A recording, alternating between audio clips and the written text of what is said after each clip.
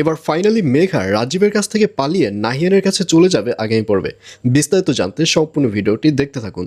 আসসালামু আলাইকুম প্রিয় দর্শক, সবার কি অবস্থা? হাজির হয়ে গেলাম দীপ্ত টিভির নিবেদিত পরম্পরা নাটকের ৭৫তম পর্বে কী সব ঘটতে চলছে তার অগ্রিম খবর নিয়ে। অলরাইট, এই পর্বটি আরও বেশি ইন্টারেস্টিং হতে চলছে, কারণ ফাইনালি মেঘাকে দেখা যাবে সে রাজীবের কাছ থেকে পালাতে সক্ষম হবে।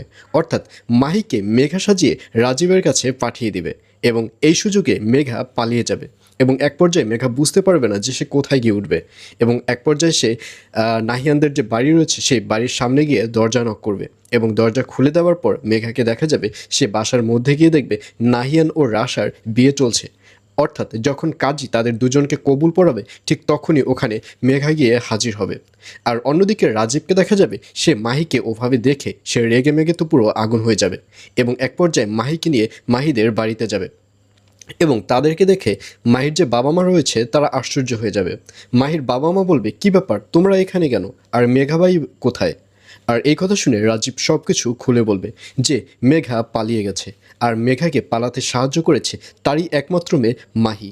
আর এই কথা শুনে মাহির যে বাবা মা রয়েছে তাদেরকে দেখা যাবে তারা মাহিকে অনেক বেশি বকাঝকা করবে, কিন্তু তাতে তো কোনো কাজ হবে না। আর এছাড়াও থাকবে আর আশ্চর্য সকল ঘটনা। সুতরাং সবাইকে পরম্পরা নাটকের ৭৫তম পর্ব দেখার আমন্ত্রণ রইল।